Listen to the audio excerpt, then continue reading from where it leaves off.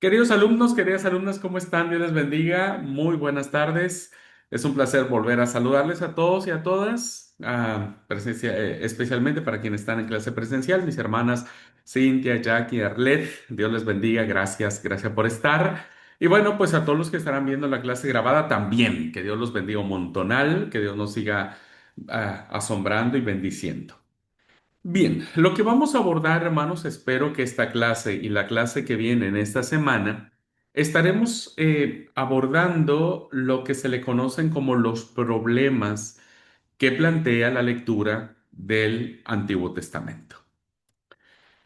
Nunca debemos olvidar, queridos alumnos, que si nosotros queremos estudiar de manera seria, de manera comprometida, el Antiguo Testamento, pues al momento de acercarnos a él, nos vamos a encontrar con algunas situaciones que plantean interrogantes, que nos plantean preguntas y que nosotros no podríamos trivializar y no podríamos nosotros esquivar, diríamos. ¿Por qué? Porque están en el texto sagrado o en el texto bíblico.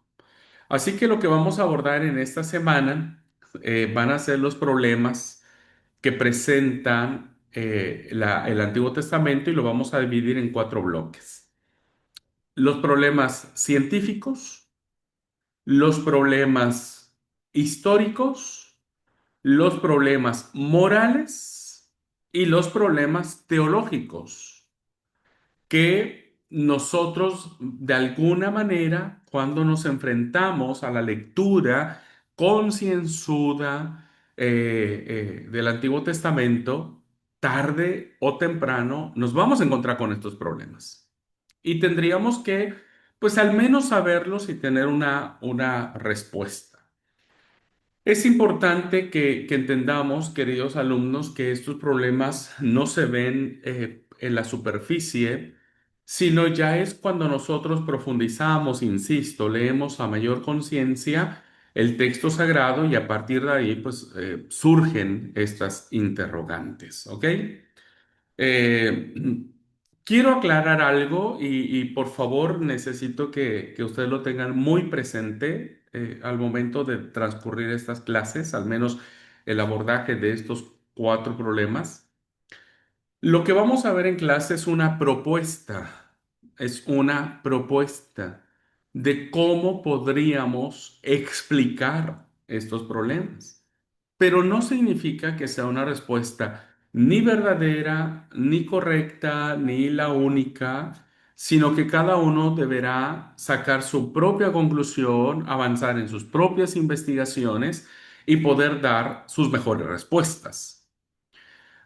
Porque muchos de nosotros, queridos alumnos, fuimos enseñados, y especialmente en el Antiguo Testamento, acercados a los relatos e historias que tiene esta literatura de 39 libros, muchas veces de forma literalista, ¿verdad? Entonces, vamos a plantear en estas clases alternativas de interpretación no literalistas. Y el enfoque que le vamos a dar en esta clase son explicaciones teológicas, ¿verdad? Son explicaciones teológicas, no históricas, no científicas, no literalistas, sino desde la fe, ¿verdad?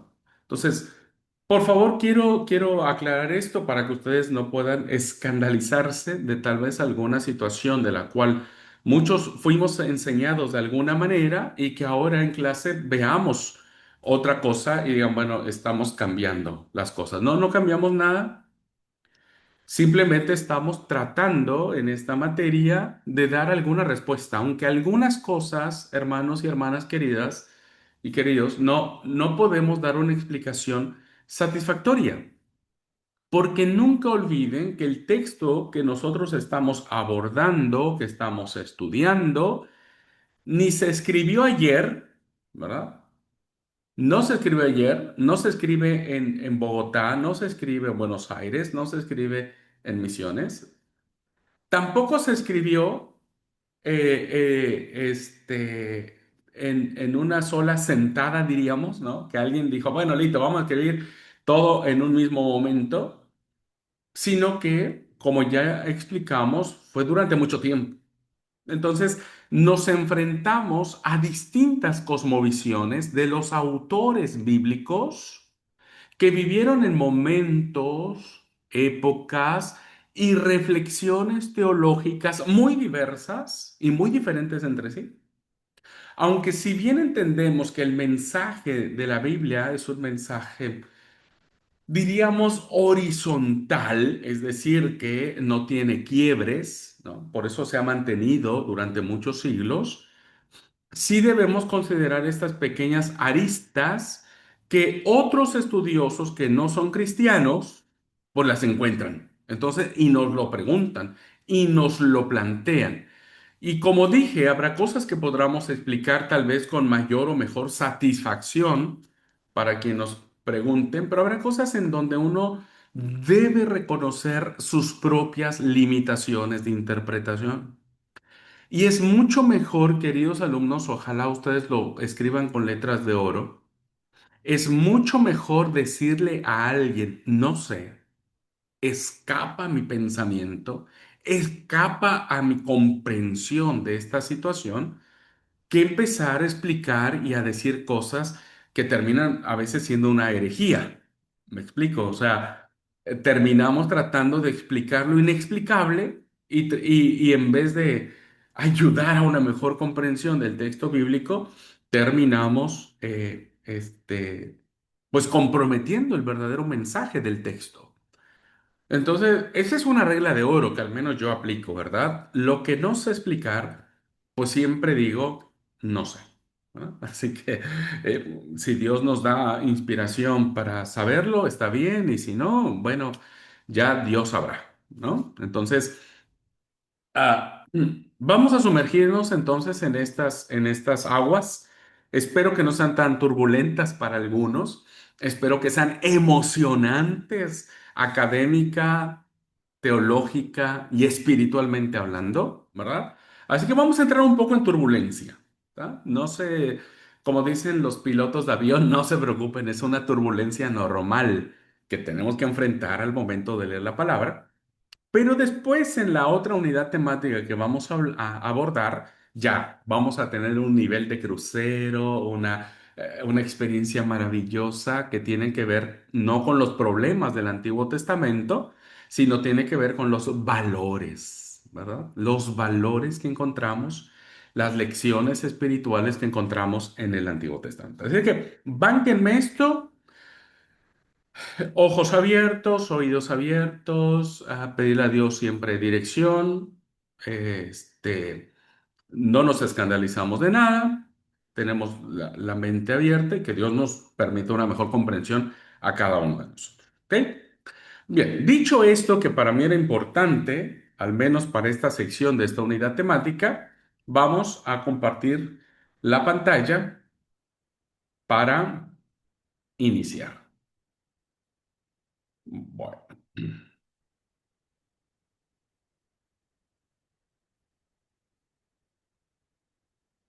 Bien, me parece que ustedes ya están mirando ahí la presentación, así que estamos listos para arrancar esta clase y la otra. Voy a tratar de meterle el acelerador, así que bueno, porque me gustaría después de esta turbulencia que no dure tanto, pues que sí después volvamos un poquitito a la calma. ¿Ok? Bien, problemas que plantea el Antiguo Testamento. Te dirá, pero sí es palabra de Dios. Sí, pero recuerde que también es palabra de hombres. No lo olvide, ¿verdad? Es palabra de hombres. No todo lo que está escrito en la palabra de Dios es palabra de Dios.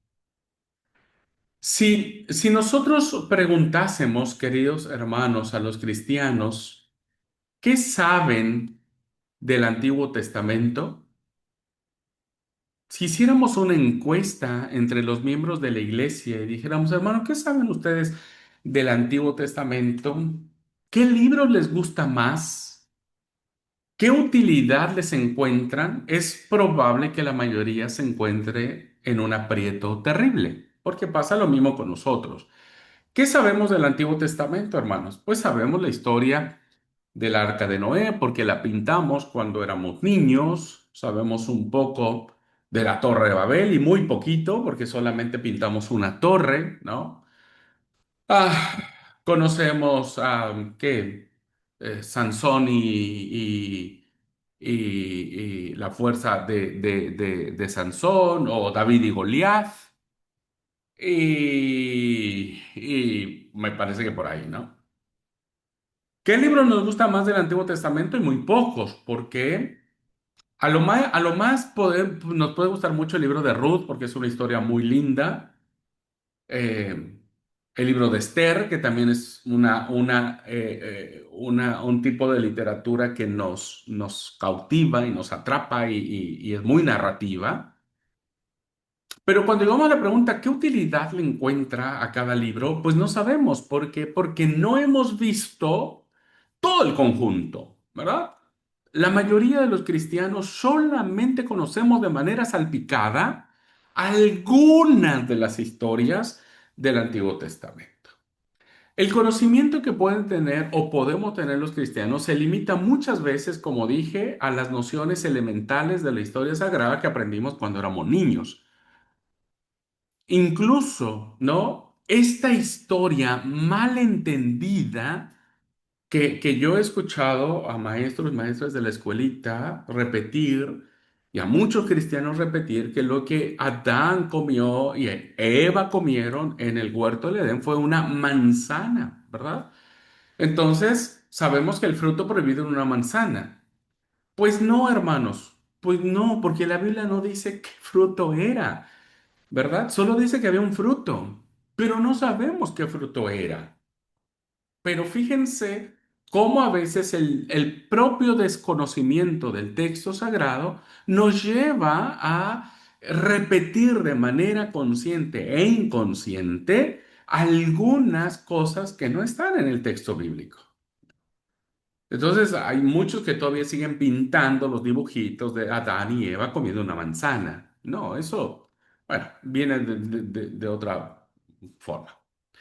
Conocemos el diluvio universal, la Torre de Babel y los personajes más conocidos, entre comillas, pues son Abraham, Moisés, David, tal vez Salomón, ¿verdad? Pero poco sabemos de Salomón. eh, y párenle de contar, ¿no? Párenle de contar. Pocos han leído, por ejemplo, el libro del Levítico, pocos han leído el libro del Deuteronomio, pocos hemos leído el libro de Job, ¿verdad? Porque el libro de Job solamente hemos leído el capítulo 1, capítulo 2 y el capítulo 32, creo, 31 con el que termina.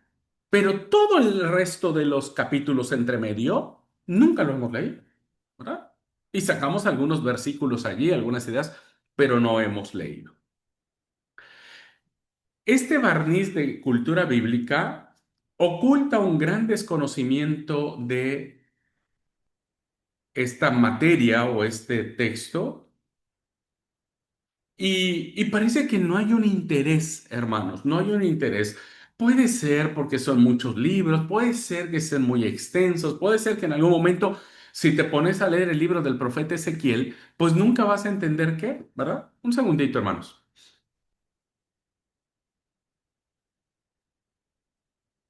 Si te pones a leer el libro del profeta Ezequiel, pues nunca vas a entender lo que está diciendo y por eso es que no le tomamos interés.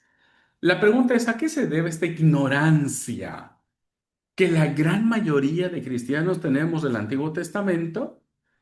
Porque la iglesia tiene interés que lo conozcamos, por supuesto que sí, y muchas veces predicadores tomamos textos del Antiguo Testamento, historias del Antiguo Testamento, pero a veces, hermanos, si no ocurre en la iglesia, si no se da de que muchos cristianos nos acerquemos al texto del Antiguo Testamento, hay otras causas. Y vamos a verlas.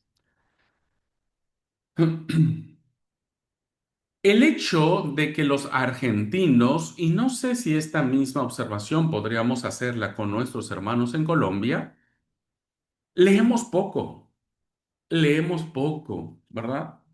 Tal vez no voy a hacer la comparación, voy a hablar solo aquí de nuestra realidad argentina. Los argentinos leemos poco, para no decir nada, ¿verdad? Y no solo del texto bíblico, sino de nada. Y eso nos hace tener un nivel de ignorancia, perdóneme la expresión, muy alta, ¿verdad? ¿Por qué? Porque el cansancio después de una jornada de trabajo es fatal. Entonces, todos salimos a laburar desde temprano todo el día y llegas a la noche fundido y lo único que querés es cenar, ducharte e irte a la cama, ¿no? Y dormir. Y eso ya se te va el tema. Arlet dice, no hay hábitos de lectura. Claro, gracias Arlet, por supuesto, ¿verdad? Estos hábitos de lectura, hermanos, tienen que leer tal libro. A veces tenemos que hacer concursos en la iglesia como para motivar a la iglesia que pueda leer. Pero estos hábitos de lectura no tenemos. Que no se crean estos hábitos porque estamos cansados, porque hay que ver la tele, nos gusta mejor ver una serie, una película, las noticias. Una película ahora, hermanos, dura 2 horas, ¿verdad? Y 2 horas estamos enganchados ahí, pero leer, no. Y estas serían algunas cosas de convencionalismo social que nos impiden leer la palabra. Entonces la leemos como queremos, la entendemos como queremos y la aplicamos como queremos, ¿no? Pero de manera específica, y de ahí va a partir lo de esta clase, hay tres causas fundamentales. La primera, hermanos, la primera causa que podemos entender es que no estimamos suficientemente el Antiguo Testamento. No nos gusta. Hay muchos cristianos que no les gusta. Hay predicadores que no les gusta hablar del Antiguo Testamento. Hay mucho cristiano, hay como una corriente dentro del cristianismo que hace, ¿no es cierto?, que las personas les guste más el Nuevo Testamento, porque bueno, todo es amor, todo es alegría, no sé, ¿no? Y este es un problema. Dani dice, ahora súmele si es en una versión que no entiende mucho el español. Por supuesto, Dani, gracias. Gracias por la observación. A veces leemos la Biblia Reina Valera 60 1909 principalmente, que son las Biblias más... Hay cosas que dice gramaticalmente hablando y que no le entendemos nada, ¿no? Entonces, por eso es que terminamos aburriéndonos. Estas tres causas fundamentales, una es, no nos gusta el Antiguo Testamento y muchos cristianos increíblemente, queridos alumnos, increíblemente, hoy siguen pensando que el Antiguo Testamento no sirve para nada. Increíblemente. Yo digo, Dios mío, ¿dónde está nuestra cabeza, verdad? Pero sucede. Segundo, una segunda causa. Nos resulta difícil entenderlo. Ahora aplico lo que Dani nos compartía. Si ya de por sí, hermanos, la misma composición de los textos bíblicos son en otra época, en otra cultura, con otra cosmovisión, desde otros lentes, con otros paradigmas, con otras realidades de fe, de religiosidad, etcétera, le sumamos a que nuestra lectura actual es en versiones que no son muy actuales o muy modernas, hermanos, ya está, ¿verdad? Es como la tormenta perfecta, nadie lo va a entender. Y una tercera, que es la que vamos a dar respuesta ahora, esta semana, Dios mediante, que nos plantea numerosos problemas científicos, históricos, morales y teológicos, ¿verdad? Que como dije, vamos a tratar de una respuesta, no es la única respuesta. Es una aportación que damos desde la clase. Así que recuerden siempre lo que dije al principio de esta clase.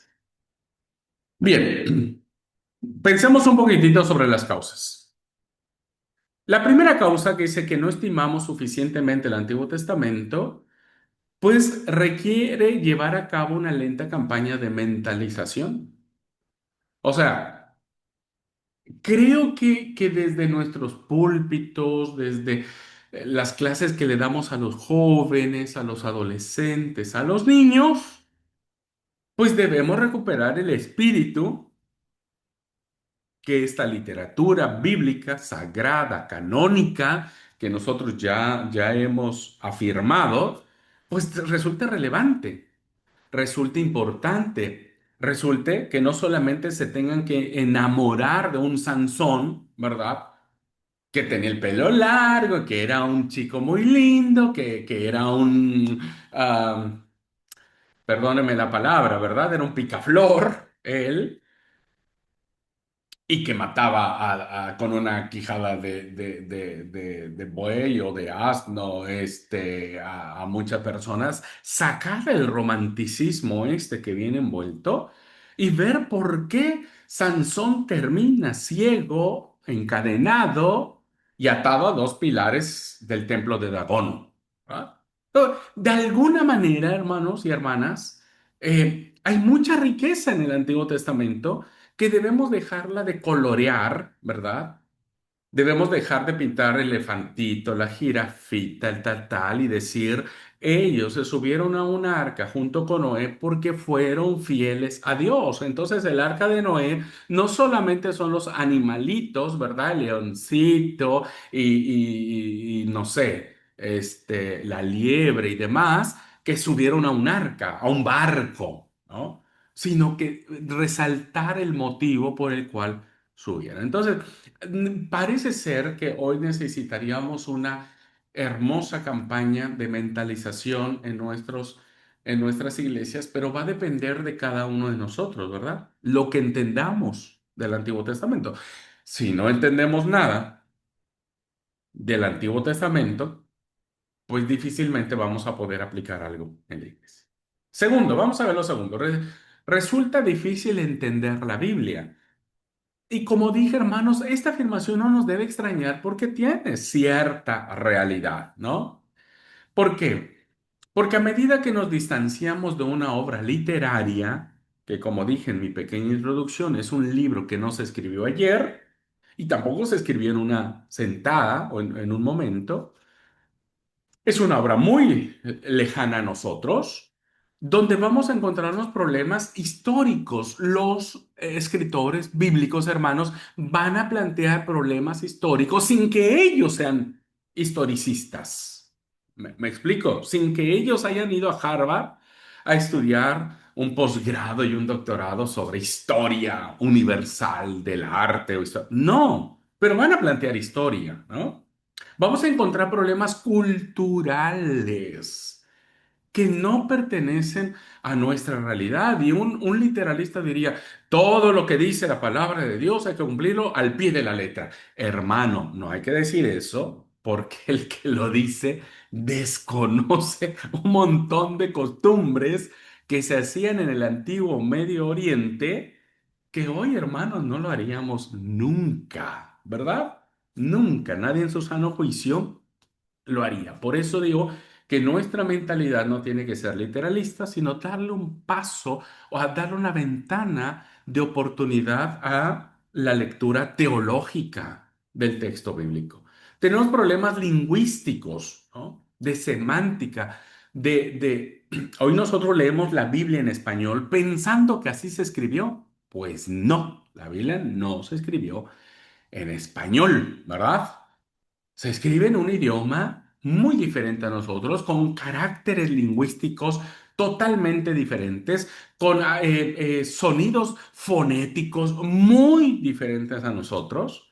Entonces, este es un problema, por supuesto que sí. Y que nosotros, Abraham Marín, Dani Bermúdez y todos los que estamos aquí, estamos atenidos a los traductores, ¿no? Pues porque nosotros no sabemos ni hablar hebreo, ni arameo, ni griego, ni nada por el estilo, ¿no? Entonces nos atenemos a lo que nos dicen nuestras versiones de traductores que evidentemente pues ellos sí estuvieron para ellos. Entonces es difícil, por eso no extraña que resulte difícil comprender unos libros redactados en Israel hace 25 o 30 siglos atrás. O sea, son algunos siglos. Y entonces sí, es difícil. Pero no porque sea difícil, uno menospreciaría que esos textos fueran palabra de Dios. Y vamos a ver la tercera causa, que al parecer, hermanos, en nuestra experiencia, creemos que la que más aparta, que lo que más hace que las personas no quieran leer el Antiguo Testamento, pues son estos problemas que ya de manera concienzuda uno va desarrollando o encontrando en el texto. Ya dije, los científicos, históricos, morales, teológicos que plantean por los 39 libros de la Biblia. Ujú. Así que intentaré dar unas pistas de solución, pistas, hermanos. Vuelvo a repetir, por favor, no se enojen conmigo por las propuestas que traigo. Es una propuesta, ¿verdad? Para poder entender esto. Las respuestas, como digo, quizás provoquen nuevas interrogantes y nuestras preguntas son mucho más profundas o mucho más graves que las anteriores. Sobre todo a propósito del sentido y utilidad de las Sagradas Escrituras. O sea, es palabra de Dios y debe ser muy, muy entendible. Sí, desde el punto de vista de la fe. Sobre todo porque es inspirada. Decimos, es que el Espíritu Santo dijo así y vemos como si fuera el Espíritu Santo un tirano, ¿verdad? Que diga, esto se escribe así y se escribió así y punto. O muchas veces decimos, pero ¿cómo? La Biblia está mintiendo, la Biblia está diciendo algo contrario. No, no, no, no, la Biblia no. Pero recuerden las limitaciones que pueden tener los autores bíblicos sobre ciertos temas, ¿verdad? La verdad de la palabra, hermano, no está a discusión, que quede re claro. Ni la inspiración bíblica está a discusión, ¿verdad? Ni la utilidad de la palabra de Dios está a discusión. Lo que está a discusión es aquellas formas, fuentes, maneras y circunstancias que movieron a los autores bíblicos para escribir algunas cosas, ¿no? Así que bueno, espero que estas cuestiones las vayamos aclarando a lo largo del curso y que ustedes, bueno, insisto, tengan una base, al menos un criterio de dónde partir, para que a partir de allí puedan establecer sus propias comprensiones de estos problemas. Bien, vamos entonces al primer problema, ¿no? Que tiene que ver el conflicto entre la Biblia y las ciencias naturales, ¿no? Este es un problema que se ha planteado pues desde el Renacimiento. Recuerden que el Renacimiento es una etapa en la historia de la humanidad que viene a dar cierta luz, diríamos, a una etapa oscurantista, ¿no? De la famosa Edad Media, ¿no? Que es la etapa oscura de la historia y que el Renacimiento como que viene a dar luz, como que todo vuelve a nacer. Bien, en todo este proceso, pues evidentemente, entre otras cosas, la Biblia también es cuestionada a la luz, pues de las ciencias que hoy nosotros conocemos, los problemas científicos. Ustedes recuerden que la ciencia hoy quiere ganarle un lugar a la Biblia. No lo va a lograr, evidentemente, no lo va a lograr, pero está peleando. Y pelea fuerte, ¿eh? Y pelea fuerte. Y pelea con argumentos. Entonces, lo que nosotros vamos a tratar humildemente desde este curso, tratar de diferenciar si existe un conflicto entre la Biblia y las ciencias naturales. Desde ahora digo no, no lo existe. No hay ningún conflicto. Pero planteemos el problema. ¿Les parece? Hace algunos años había un programa de dibujos animados que se llamaba Érase una vez el hombre. ¿Mm? Que tenía que ver, hermanos, con toda esta idea que se ha tenido últimamente sobre entender el origen del ser humano y entender básicamente su propia, su origen y su evolución, de dónde vino el hombre, ¿no? Ese siempre ha sido como uno de los grandes factores o grandes interrogantes. Bueno, a pesar de algunas afirmaciones sorprendentes, mucha gente siguió este tema, pues porque siempre a las personas, a todos nos ha apasionado y nos ha gustado y nos ha cautivado esa pregunta, ¿verdad? ¿De dónde venimos? Los cristianos tenemos una afirmación categórica. Pero esa afirmación tiene ciertos matices. Vamos a verlos. Hablando de este programa, dice, algunos padres se escandalizaban de que sus hijos empezaran a oír algo que tiene que ver con el evolucionismo y cómo esta teoría de la evolución se consideraba algo normal. Esta teoría de la evolución, hermanos, no es nueva y tampoco es que Darwin es el primer capo o la primera persona que habla sobre la evolución. Pero el evolucionismo, queridos alumnos, pues ha dado grandes, am, em, cómo plantearlo? ¿Grandes dolores de cabeza al cristianismo? Puede ser, ¿verdad? Porque hay un gran énfasis sobre tratar de entender este proceso evolutivo de la creación y de los hombres, ¿no? Bueno. Algunos médicos plantearon, abogados, ingenieros, seguían pensando que Dios crea al hombre del barro de acuerdo al relato de Génesis. Entonces, cuando alguien nos pregunta, che, ¿cómo fue creado el hombre? Y decimos, pues Dios lo crea del polvo de la tierra, ¿verdad? Del barro. Y de ahí venimos. ¿Y dónde crea Dios a la mujer? Pues de la costilla del hombre, ¿verdad? Y la forma y demás, porque el Génesis nos dice eso. Entonces, hoy mucha gente dice, bueno, esa teoría, dice la gente, ya es obsoleta, ya está muy cuestionada, ¿no es cierto? Entonces hay que buscar otras alternativas. Las dos más grandes, aunque hay otras más, pero las dos más grandes que todos conocemos es el famoso, la teoría evolucionista, ¿no? No que nosotros descendamos del mono, porque esa no realmente no es la teoría evolucionista o de un primate, ¿no? Sino la teoría evolucionista dice que el ser humano tiene sus orígenes acuáticos, ¿verdad? Que nosotros fuimos creados a partir de una partícula acuática, ¿no? Que con el paso de los millones y millones de años, esa partícula fue evolucionando, evolucionando hasta que saltamos del agua a la tierra, ¿verdad? Y entonces sí empezamos a tomar una forma primitiva de primate hasta llegar hasta donde estamos. Bueno, a grandes rasgos podríamos plantear que la teoría de evolución no plantea que el ser humano haya sido creado por Dios. Lo mismo sucede con la otra teoría que se le llama la teoría del Big Bang, que ustedes conocen, que es una colisión de dos grandes estrellas en el universo que errantes en su curso colisionan entre sí. Hay una gran explosión en el universo y de las partículas de energía y demás, no soy experto en esto, este, empiezan a pulular por todo el universo, creando los famosos sistemas solares, incluido el nuestro, incluida la Tierra, ¿verdad? Entonces, fue un proceso muy grande.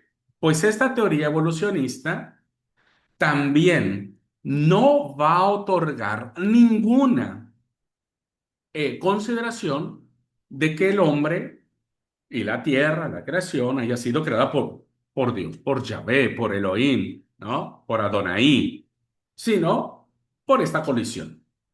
Entonces, los cristianos, cuando vos le preguntas a alguien de dónde es formado el hombre, pues siempre dijimos, pues del barro, del polvo de la tierra, y todos nos sabemos esta historia, ¿no? Que tiene que ver con esta situación.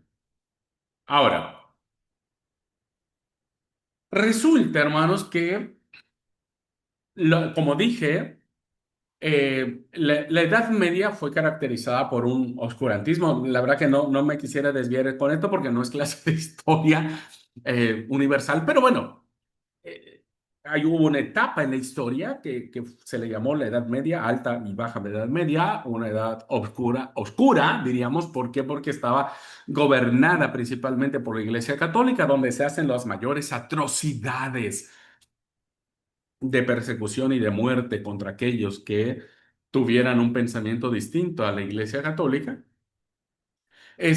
Surge un científico, pues que evidentemente, hermanos, no está de acuerdo con los planteamientos que hasta ese momento la Iglesia imperial tenía sobre la lectura de la Biblia.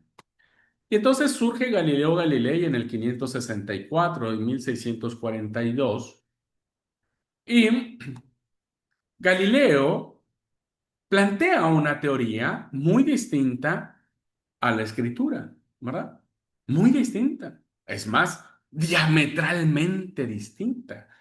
¿Cuál fue la teoría de Galileo Galilei? Que lo que gira no es el sol alrededor de la Tierra, sino lo que gira es la Tierra alrededor del sol. Entonces pone en discusión por vez primera la validez de las afirmaciones científicas que nos da la Biblia. Entonces él dice, a ver, paren un poco. No es que el sol gire en torno de la tierra, como algunos textos de la Biblia nos lo plantean. ¿Ah? No es así. Entonces, imagínense la revolución que fue eso, ¿no? Porque hasta esa fecha todo mundo creía, hasta ese momento, lo que la Biblia decía. ¿Quién se mueve en los textos bíblicos respecto del sol y la tierra? Es el sol. ¿Ah? El sol es el que se mueve. El sol es el que tiene un papel activo en los relatos de la Biblia. Vamos a ver algunos. Y entonces imagínense el problemón que fue. Por eso es que condenaron a este pobre cristiano a retractarse, ¿no? Imagínense ¿cómo se llama? El peso que tenía y el poder que tenía la Iglesia Católica, pues era muy fuerte. Entonces ahí empezó básicamente esta pugna, diríamos, entre la ciencia y la fe, que hasta la fecha muchos dicen, no, la ciencia no tiene, en la ciencia no hay cabida para la fe y la fe no admite razón para la ciencia. Pero eso no es cierto, ¿no? Al menos no la fe cristiana. La fe cristiana es una fe razonada, ¿no? Es una fe razonada. Entonces, ¿qué pasó con este planteamiento que se da ya desde ese tiempo? Pues resulta que este conflicto, como dije, entre la Biblia y las ciencias naturales, que surge algunos siglos cuando este astrónomo italiano afirma algo que se oponía directa y abiertamente a lo que nos decía el libro de Josué, solo para poner un ejemplo, ¿verdad? Entonces, de manera literalista, se leía el libro de Josué en una porción que bueno, hay muchos cantos incluso y alabanzas y demás que tienen que ver con este texto.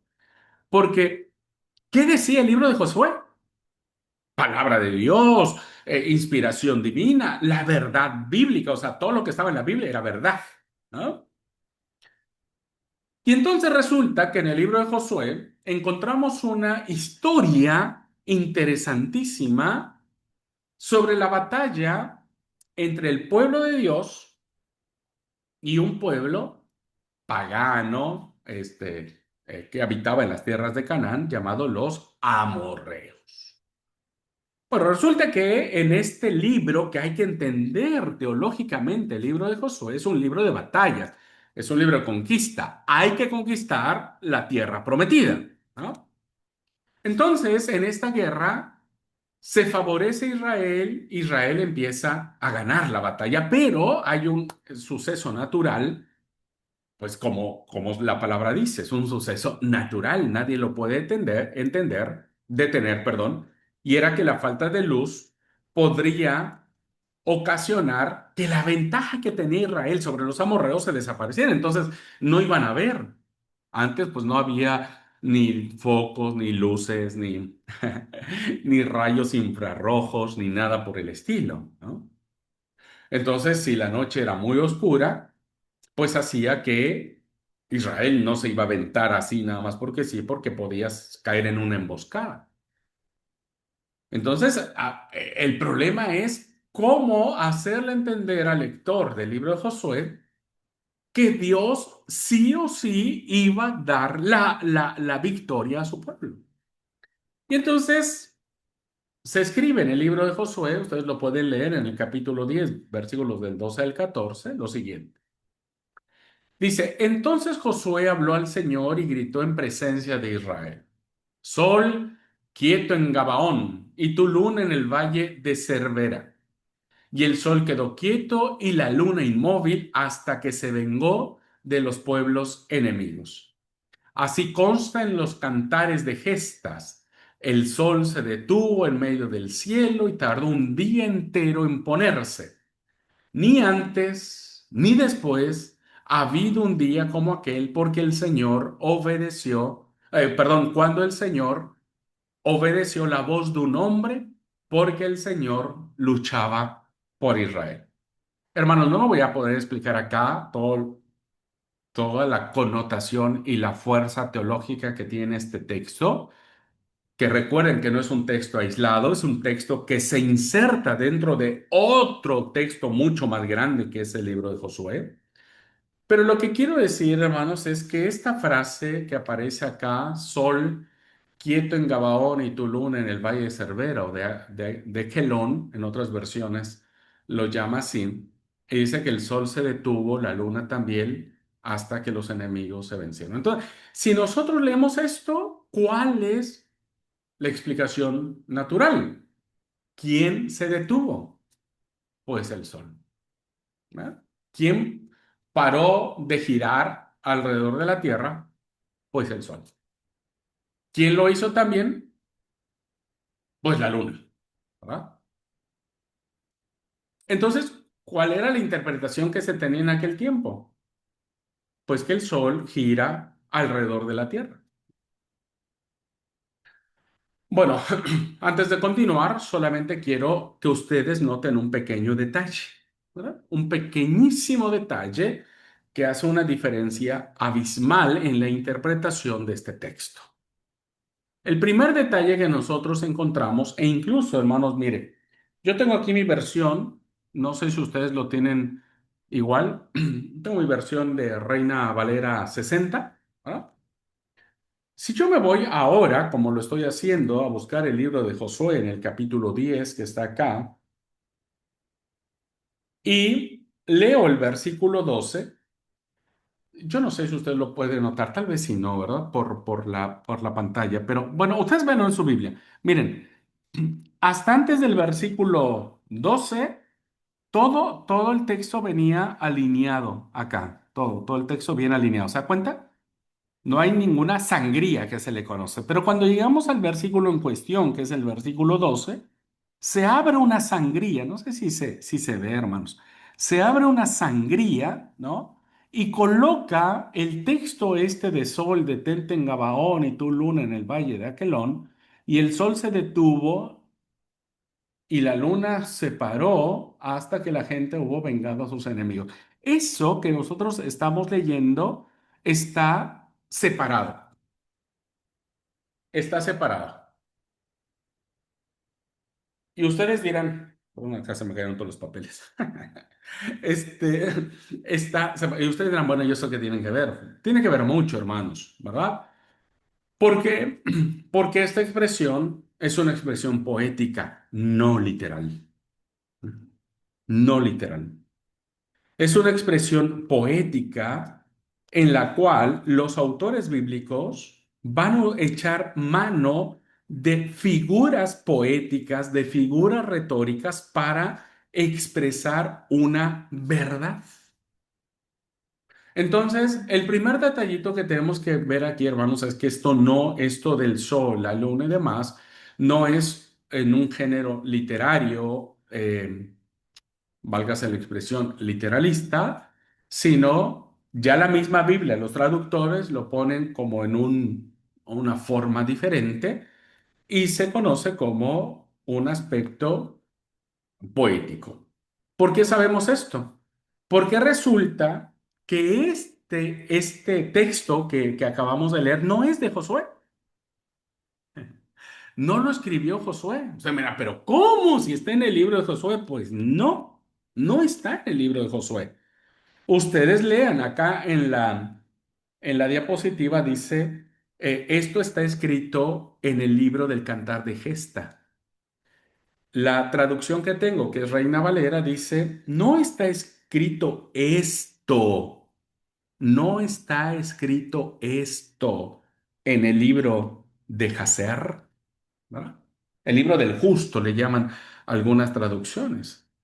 Entonces, este era, hermanos, una redacción de otro libro que nosotros no conocemos, que no sabemos dónde quedó ese libro, y que el autor del libro de Josué, que sí conocía el libro de Jacer, toma prestada la cita que aparece en el libro de Jacer, ¿verdad? La toma prestada, es como si hoy ustedes estuvieran escribiendo un artículo, no sé, y buscan un libro y toman prestada una cita de un libro, ¿verdad? Y le incorporan a su escrito. Bueno, el autor del libro de Josué toma prestada esa cita, ¿no?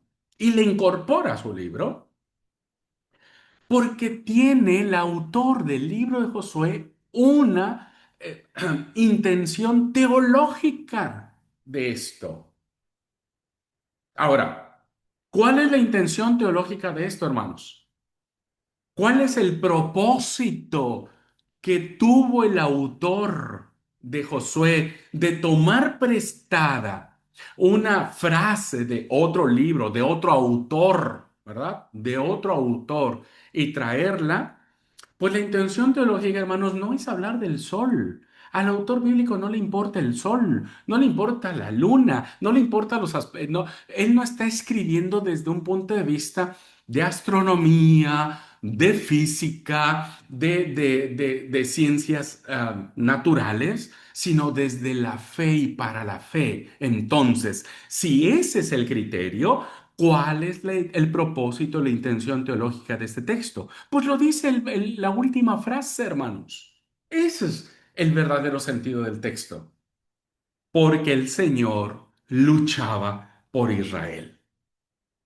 Es decir, que el autor de Josué le quiere decir a sus lectores de aquel tiempo que efectivamente quien está peleando la batalla de Israel para conquistar la tierra que se les prometió es por parte de Jehová, ¿va? Por parte de Dios, de Yahvé, como querramos decir.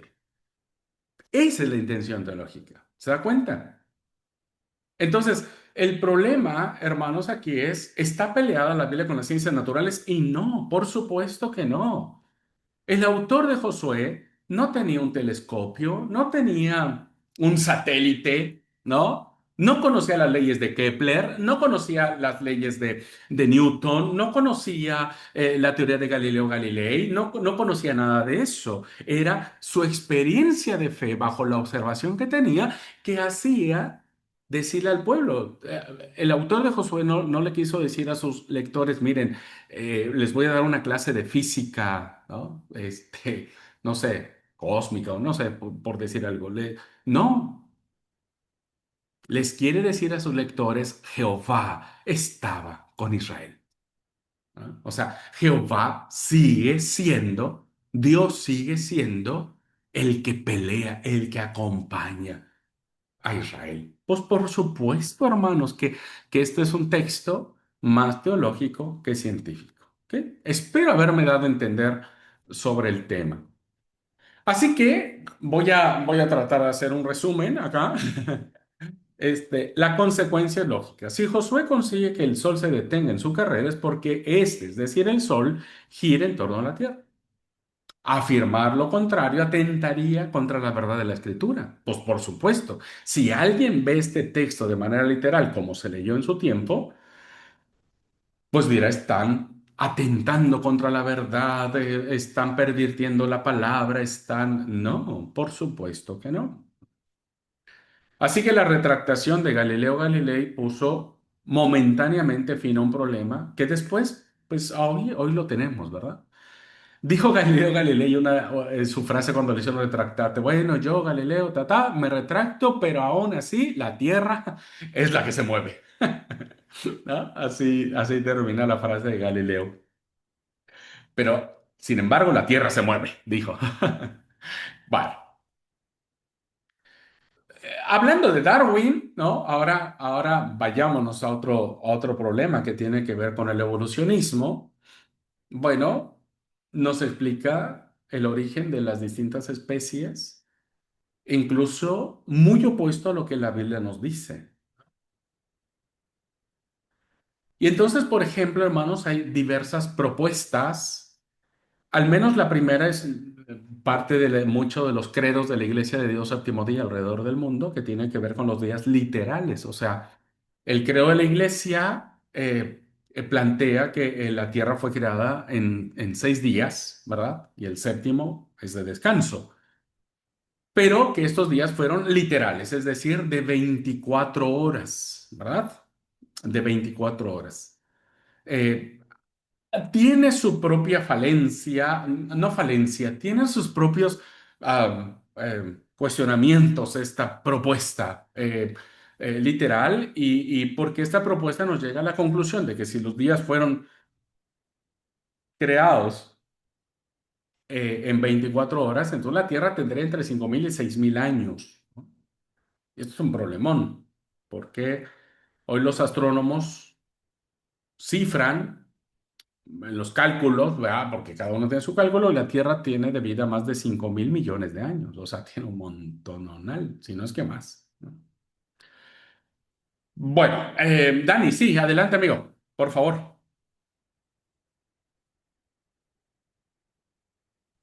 ¿Me escucha ahí, hermano? Sí. Sí, sí, amigo, sí. No sabía que la iglesia tomaba literal esos 7 días. Yo en mi mente nunca han sido literales, porque ni siquiera los días habían sido creados.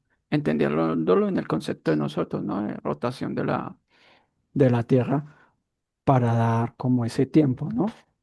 Yo pensé que para mí pues es mi concepto, ¿no? O como yo lo entendía, no hay un tiempo fijado para lo que llaman días en ese punto, ¿no? Porque pues, si no Ujú. había sido creado lo que nosotros conocemos como el término de día, no había sido creado el sol y todo eso, ¿cómo íbamos a hablar de días para hacer esa medición de la creación, ¿no? Es como algo que yo decía, no, pues yo no sabía que la iglesia lo tomaba literal, honestamente.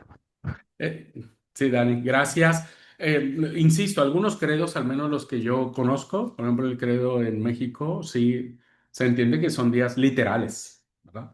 Por eso es que hay muchos todavía en la iglesia que creen que la Tierra tiene entre 5.000 y 6.000 años, como lo pueden plantear no solo los testigos de Jehová, sino otros más, considerando el literalismo de la Biblia. Pero ah, por eso digo que tal vez nosotros podamos tener otras miradas bueno, creo que Dani nos puede dar alguna luz con lo que nos explicó de una propuesta diferente, ¿verdad?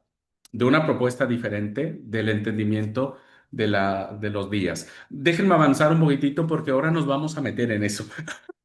Ahora nos vamos a meter en un problema que espero salir y salir bien librado. Bien. Entonces, ¿cómo se creó la Tierra? Preguntamos. ¿Cómo se creó el mundo? Deja ya si fueron 24 días, ¿verdad? 24 días, perdón. Deja que sean 24 horas por 7 días, ¿no? Este, ah, ¿Cómo se creó la Tierra? Y ahí tenemos un problema. Un problema que, para explicar, digo, no es un problema, es un problema para explicar. Bien, antes de eso, perdón, antes de eso, sí, si ustedes me permiten, hay tres posturas posibles que tratan de, ¿cómo se llama? Concatenar, que tratan de explicar este fenómeno entre la Biblia, la fe, y las ciencias, la razón, ¿verdad? Tres posturas, pero que creemos que no son las correctas, pero se plantean ahora. Antes de ir al otro punto de contestar la pregunta, ¿cómo fue creado todo esto? La primera tiende a desprestigiar la ciencia, ¿verdad? Hay posturas cristianas, posturas muy radicales, donde dicen la ciencia es una mentira, es una falencia, no hay que aceptarlo, no hay que creerlo, no hay que... y nada, ¿no? Insistiendo que una hipótesis científica no es una verdad indiscutible. Es cierto, las hipótesis o las teorías, pues son eso, ¿verdad? No se han comprobado. Por eso se les sigue llamando la teoría del Big Bang, la teoría del evolucionismo porque son verdades que nos, o hipótesis que nos han comprobado. Bueno, no pasa así, por ejemplo, la ley de la gravedad. Esa no es una teoría, esa es una ley, ¿no?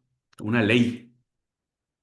Bueno, es cierto que las ciencias tienen mucho camino que avanzar y que toda hipótesis científica está sometido a revisiones continuas. Evidentemente, el conocimiento del hombre, hermanos, pues es un don de Dios, ¿verdad? Pero que sigue avanzando. Hay muchas cuestiones, no voy a entrar ahora en ningún debate en particular, pero bueno, ustedes saben que hay muchas decisiones científicas que pelean o chocan contra los valores y los principios divinos. Bueno, pero aún así, hermanos, no podemos deducir que la verdad de las ciencias modernas, perdón, que la verdad de las ciencias modernas sea inferior a la verdad científica de la Biblia. Y vean cómo verdad científica está entrecomillada. ¿Porque está entrecomillada? Porque la Biblia no es un libro de ciencia. Sí dice cosas científicas, ¿no? Como lo vamos a ver más adelante, pero no es un libro de ciencia. Sí dice cosas que hoy las ciencias naturales, biológicas, geológicas, etcétera, etcétera, pues plantea la Biblia porque es una realidad que ha existido siempre. ¿Mm? Aunque Galileo se equivocó al pensar que el Sol estaba quieto, su modelo del universo era más exacto que lo que dice el libro de Josué. Hermanos, hoy, aparte de los terraplanistas, nadie en su sano juicio creería, aún los más religiosos o los más defensores de la Biblia como nosotros, a ultranza de la Biblia, pues ninguno de nosotros aceptaría que el que se mueve es el Sol, ¿no? O sea, no entenderíamos por los descubrimientos, por lo que sabemos, etcétera, que la Tierra tiene dos movimientos, rotación, traslación, ¿verdad? Y rotación gira en su propio eje y dura 24 horas. Traslación en una elipse, porque ni siquiera gira en torno circular, es una línea elíptica que dura 365 días en dar toda la vuelta y que evidentemente pasa cerca del Sol, lejos del Sol. Primavera, verano, otoño, invierno, ¿no? Entonces, la Biblia se equivocó, la Biblia mintió, la Biblia no está diciendo la verdad. Pues no, hermanos, bajo ninguna circunstancia. Simplemente que el autor bíblico tenía otra cosa en mente, ¿verdad? Tenía otra cosa en mente. Así que la actitud de desprestigiar a las ciencias, defendida todavía por algunas mentes muy cerradas, pues carece de futuro. No podemos decir eso, ¿no? Al menos no para explicar los fenómenos que dan. Segunda postura es negar el conflicto, es decir, no, no existe ningún conflicto. Pero esta negación del no conflicto es un deseo bien intencionado como para decir, ¿sabe qué? Vamos a ponernos de acuerdo. Vos cedes un poquito en esto, vos cedes un poquito en otro y llegamos a un acuerdo, no nos peleemos, qué sé yo, ¿verdad?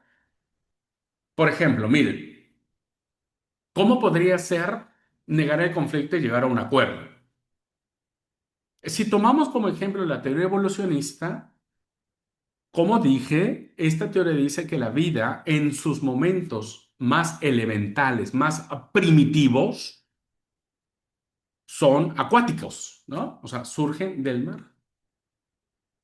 Y entonces, los que quieren concordar y tratar de amalgamar el texto bíblico con la verdad científica dicen, miren, aquí encontramos lo correcto, ¿verdad? Porque la Biblia dice en Génesis 1:20 que los peces son creados antes que las aves, los reptiles y las fieras, ¿no? Entonces crea el mar o el mundo acuático toda clase de peces y de animales am, acuáticos.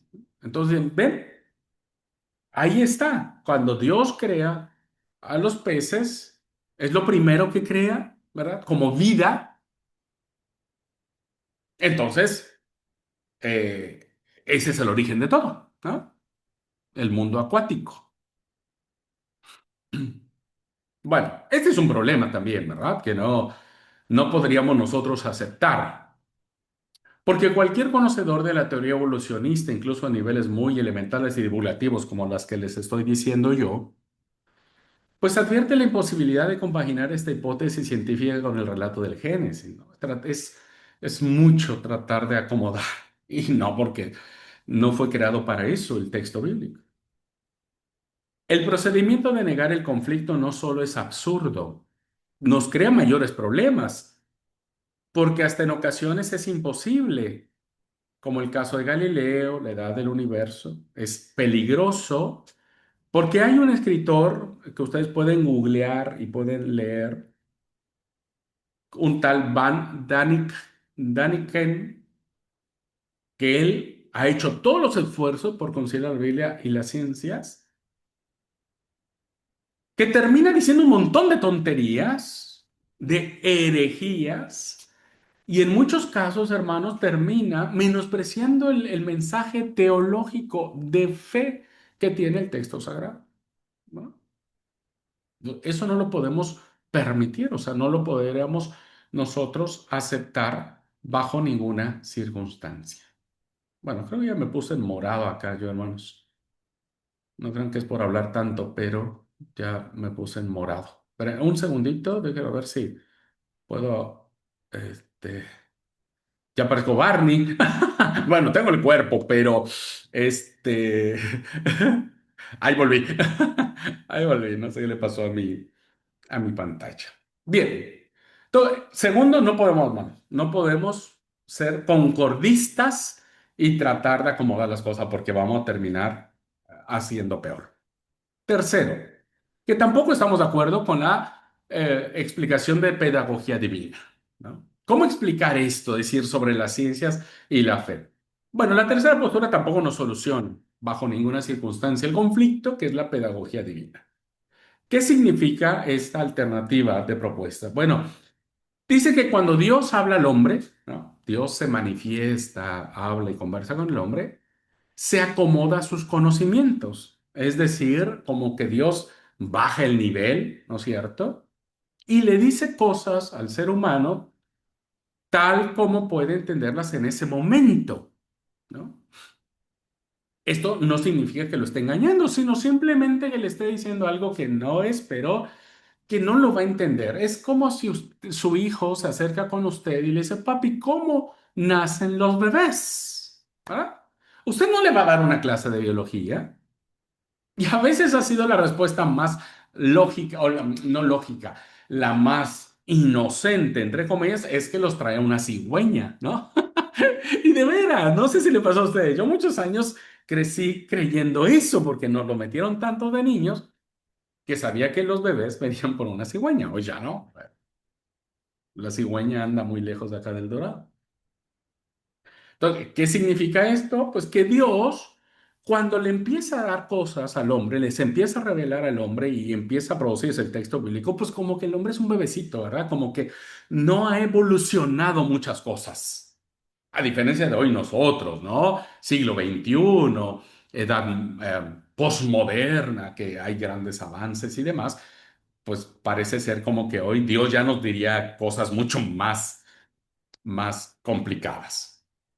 Bueno, este es el ejemplo que les ponía. Sea un ginecólogo que conoce el ciclo de la vida, desde que el espermatozoide fecunda el óvulo hasta el momento en que la mujer da luz, le pregunta a su hijo de 7 años de dónde vienen los niños, pues no le va a dar una conferencia sobre todo el proceso biológico y sobre toda la constitución anatómica del hombre y de la mujer, los periodos, los siglos, ta, ta, ta, ta, ta, ta. Pues tendrá que pasar por algo, por alto incluso cosas muy elementales si desea que el niño o su hijo pues, le entienda, ¿no? Entonces, la propuesta es, Dios trató ahí, viste, como de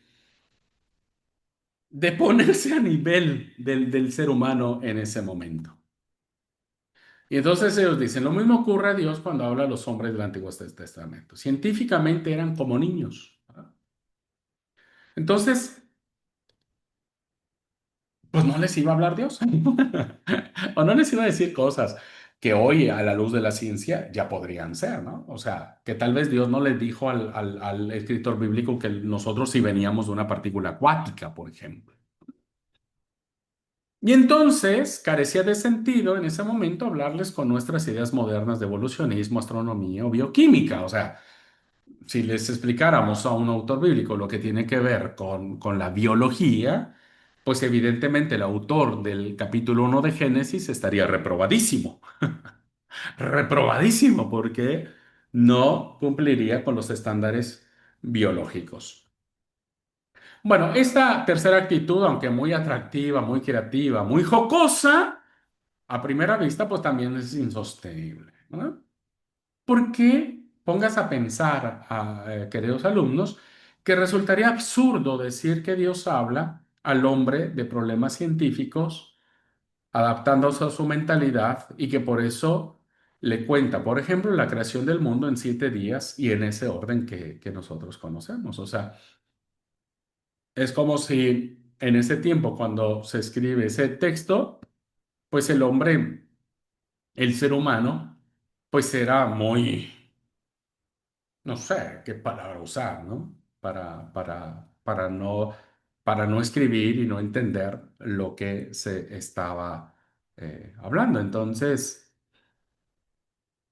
pero esto no es así.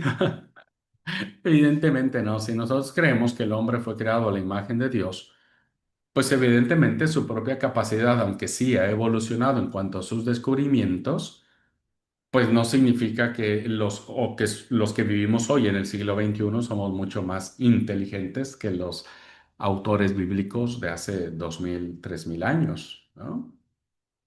Pues obvio que no, porque hoy conozco, o yo mismo puedo ser más ignorante que cualquier otra persona. Entonces, no podríamos llegar a esa conclusión. Muy bien. Entonces, hermanos, permítanme, hay una pregunta aquí en el chat, o un aporte. A ver, dice Dani, no me disgusta esa última postura. Sí, obvio que no, porque es muy atractiva, ¿verdad? Pero imagínense, hermano, que nosotros entendamos que ahora el hombre es mucho más, comprende mucho más otras cosas. Entonces, imagínense cuándo llegaríamos realmente a comprender la verdad bíblica de Dios en su creación, si nos situamos, por ejemplo, en el año 3024. ¿Quiénes seríamos como más inteligentes que otros? Entonces, no se trata, hermanos, de que Dios pudo haberle negado a los autores bíblicos mayor conocimiento científico por una sencilla razón. A Dios no le interesaba eh, que el texto que ahora nosotros tenemos, pues sea el texto de Baldor o que sea el texto de Charles Darwin o de Galileo Galilei o de cualquier físico, químico o matemático. O sea, Dios no quería que su palabra fuera un libro de ciencia. Es un libro que fue escrito desde la fe para la fe. Sí, Dani, por favor, amigo. Lo digo en el sentido de que no me disgusta, pues porque en parte sí, en parte no, ¿no? Yo al contrario creo que los primeros hombres fueron más inteligentes que nosotros, ¿sí? ¿Por qué? ¿Por qué lo digo? Pues por el tiempo en que vivieron, ¿no? La cantidad de años, si fue literal, obviamente no es comparable el conocimiento empírico o, bueno, por experiencia de una persona como nosotros que si al caso llegaremos a los 80 o más, a una persona que tenga 800 años de experiencia en algún arte, ¿sí? Hay casi 10 generaciones perfeccionándolo.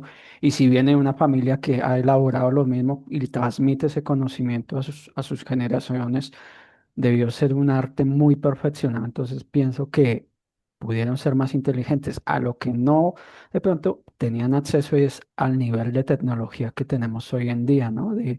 A ellos no se les podía hablar de aviones, ¿no? De naves espaciales, de viajes entre planetas, ni de universos, nada de eso, pues porque no estaba, o sea, al alcance, digámoslo así, de su tiempo ese conocimiento, más no porque no fueran inteligentes, ¿sí? Entonces, yo lo veo como desde ese punto de vista y de todas maneras, a mí me parece que no les podría hablar así de cosas que pues que no había como no el conocimiento, el poderlo visualizar o conocer de alguna manera si no estaban en el tiempo, digámoslo, en que fue desarrollado, ¿no? Yo creo que lo que de pronto vio Pablo o hasta el mismo Señor Jesús le hablaba a Nicodemo de que le decía, si les hablo de estas cosas básicas y no entienden, debe haber algo muy complejo que realmente, no porque no lo entendamos, sino porque todavía no tenía como digamos, sí, el conocimiento para poderlo entender, ¿Ok? pero no es meritando al hombre, ¿no? Sino el tiempo en el que tal vez nació, digámoslo así. Gracias, gracias Dani. Déjame aportar algo ahí al punto de vista que planteas. Este último referencia que haces sobre Pablo, ¿no es cierto? Recuerden que no se trata en ese texto de cuestiones ni científicas, ni biológicas, ni naturales. Son verdades espirituales, verdades divinas que tratan sobre la trascendencia de Dios. No aplicaría a este punto en particular que estamos hablando acerca de los problemas científicos o cómo conciliar el punto de vista de la Biblia con la fe. Vamos a ver una cuarta postura, ¿verdad? Que parece ser que nos puede ayudar mucho más a entender. Ahora, de tu primer comentario, ¿verdad? De esta experiencia empírica, pues sí, evidentemente el que vive más años, este, puede, puede aportar mucho más. Pero no olvides, Dani querido, que este relato de las generaciones, ¿no? Solo está dentro de los primeros capítulos del 1 al 11, que ya voy a hablar un poquitito por qué hacemos una separación los que estudiamos el Antiguo Testamento y principalmente el Pentateuco y Génesis, hacemos una separación de estudio entre el capítulo 1 y el capítulo 11 y el capítulo 12 hasta Apocalipsis, ¿no? Dentro de este primer bloque, de lo que vamos a hablar de personajes que dice la Biblia, que vivieron muchísimos, 400, 500, 600, Matusalén vivió 800 y largo, creo, 900 y largo años, pues uno diría, imagínate vos lo que pudo haber aprendido, ¿no? El problema es que el texto bíblico, diríamos como tal, como expresión literaria, no se escribe en ese tiempo, ¿no? En que surgen estos personajes.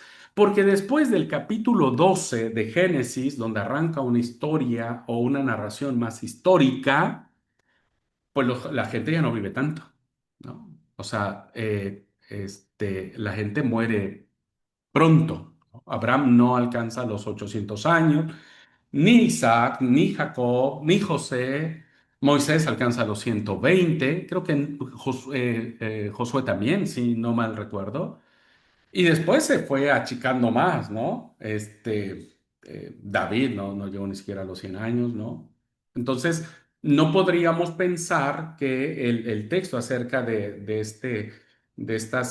estos años del que nos habla la Biblia, de estos personajes, ¿no? Que vivieron un montonal, fue una constante en la historia, ¿por qué no? ¿No? O sea, diríamos, el periodo de tiempo de vida de esos personajes fue muy, muy corto y en ese periodo no se escribe el texto bíblico. Entonces, estos capítulos del 1 al 11 siempre decimos los cocinamos aparte, ¿no? Y voy a tratar de explicar, ya no me da tiempo ahora, pero sí la otra parte. Dani, entiendo que después del diluvio Dios acortó los años, claro. Sí, sí, evidentemente hay un fenómeno, ¿no? Que si yo me pongo a explicar ahora, la verdad que dispararíamos para cualquier lado, pero tanto el diluvio, la torre de Babel, las expresiones de las edades, los gigantes que aparecen allí, ¿no? Que ha causado graves problemas exegéticos de tratar de saber quiénes eran los gigantes, la torre de Babel, etcétera, que son las narraciones desde los relatos de la creación, Adán y Eva, el jardín, el fratricidio que existe, los gigantes, el diluvio, la Torre de Babel, son historias que se escriben en los primeros capítulos de Génesis, pero que, como digo, hermanos, bueno, se cocinan aparte. Lo que solamente quería aportar a lo que Dani nos platicaba es que Si concedemos razón de que hubo un tiempo en que los hombres vivían mucho tiempo, muchos años, ¿no? Y que a lo mejor ellos eran mucho más inteligentes que nosotros por los años que vivieron, bueno, fue un corto de la historia fue un periodo de la historia muy corto, ¿no? Fue muy corto. Y que el texto bíblico pues no se escribe por esas personas, sino pues por otros que duran menos años. Entonces, ¿cuál sería una cuarta postura? Está bien, como que nos gustaron alguna de las, unos dicen, está bien, no le hagamos caso a las ciencias, ¿no? Otros diríamos, ¿ay qué? Vamos a tratar de que nadie pierda y que todos ganemos. Y unos dirían, no, Dios enseñó de esta manera. Bien, una cuarta postura que desde nuestra muy humilde posición puede parecernos muy razonable o nos puede ayudar mucho más es tratar de analizar los textos bíblicos, ¿verdad? Ojo con esto, que esto es re lindo, pero requiere compromiso, requiere responsabilidad y mucha seriedad al abordar esto. Comparar los textos bíblicos con otros relatos del mismo libro, de la misma Biblia. No siempre es posible, pero cuando lo sea, que hay ejemplos, entonces, cuando nosotros hacemos esta comparación de textos de la Biblia, ¿verdad? Vamos a poder entender los propósitos teológicos que tuvieron los autores bíblicos para escribir esos relatos. Los vamos a poder entender mejor, no a la luz de los parámetros de las ciencias actuales, sino a la luz de los mismos parámetros que la Biblia nos otorga sobre esto. Así advierte que la Biblia utiliza modelos científicos, entre dos grandes comillas, que pueden ser incluso opuestos e irreconciliables. No estoy hablando de nada, ni del evolucionismo, ni todo lo que hemos planteado, sino del mismo texto bíblico. ¿Qué es realmente ese es el problema? ¿Verdad?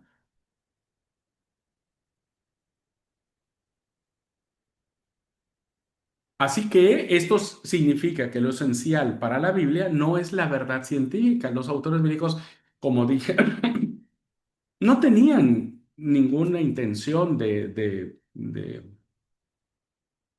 ganarse el premio Nobel de física o de química, sino tenían una determinada visión del mundo. Lo que ellos vieron, lo que ellos concibieron, que fueron movidos por el Espíritu Santo, ¿verdad? Lo comparten y entonces puede ser compatible, puede ser entendible y puede ser comunicable con cualquier modelo científico moderno, actual, o el que esté en el año 3025. Va a poder seguir dialogando esta propuesta bíblica, aun cuando nosotros andemos en autos voladores o platillos voladores o alguien ya empieza a vivir en la Luna o en Marte, qué sé yo, no lo sé, ¿verdad? Pero uno no sabe hasta dónde podemos llegar, pues aún ahí la visión, el modelo que el texto bíblico nos aporta va a seguir siendo relevante para cualquier ah, modelo científico que se ponga. Bien, hasta aquí vamos a dejar la clase. Les voy a dejar una tarea que por favor necesito que la hagan para poder entender la clase, ¿no? Creo que por algo Dios permitió que no avanzáramos. Así tomamos un tiempo y me permite que ustedes hagan esta pequeña tarea. Vamos a comparar, hermano, los dos relatos de la creación. ¿Cómo dos relatos? Pues sí, hay dos relatos, ¿ah? De cómo fue creada la tierra. Y ya desde ahí tenemos un problema. Bueno, cuando nosotros tratamos de explicar el propósito de cómo el mundo se origina y cómo se crea el hombre, pues hay dos narraciones independientes. Hay dos relatos, ¿no? Que surgen de ambientes diferentes, es decir, que hay motivaciones diferentes para escribir uno o el otro relato, en épocas incluso muy diferentes. Aunque ahora actualmente usted lee su Biblia, están una pegada de la otra, ¿no? Bueno, por favor lean desde Génesis 1. El primer relato de la creación está de Génesis 1, capítulo 1, hasta el capítulo 2 versículo 4 en su primera parte. Ahí termina el primer relato de la creación. Alguien escribió ese relato, lo escribe de una manera diferente, pero después, en otro tiempo, en otro lugar y bajo otra motivación, se escribe un segundo relato que empieza del capítulo 2 versículo 4 parte B o parte última, hasta el versículo 24 del capítulo 2. O sea, todo el capítulo. Bueno, lo que vamos a tratar de hacer en la tarea, hermanos, es identificar las coincidencias que tiene y las diferencias que tienen estos relatos sobre cómo se creó todo esto. ¿Ok? Esa va a ser la tarea. Ustedes van a leer, traten de leer en al menos tres versiones diferentes. Léanla en la versión que ustedes comúnmente leen la Biblia, ¿verdad? Puede ser la versión Reina Valera, la que ustedes lean.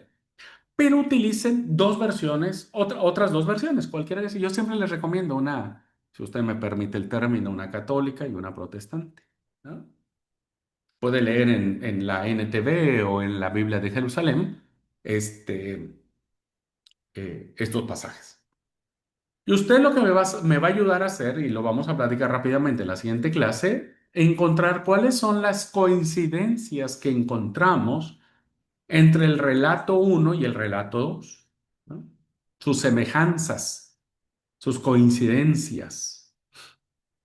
Y lo otro es identificar las diferencias.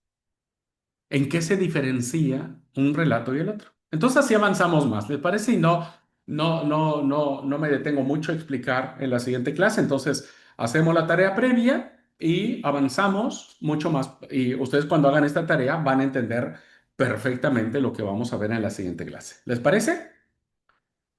¿Alguna pregunta, duda? Aquí hay una. Dice Jackie, tenemos que hacer un reporte. No. Esto es ustedes, háganlo en su libreta donde ustedes estén anotando esa tarea. No me interesa que me compartan, pero sí hagan el ejercicio, ¿no?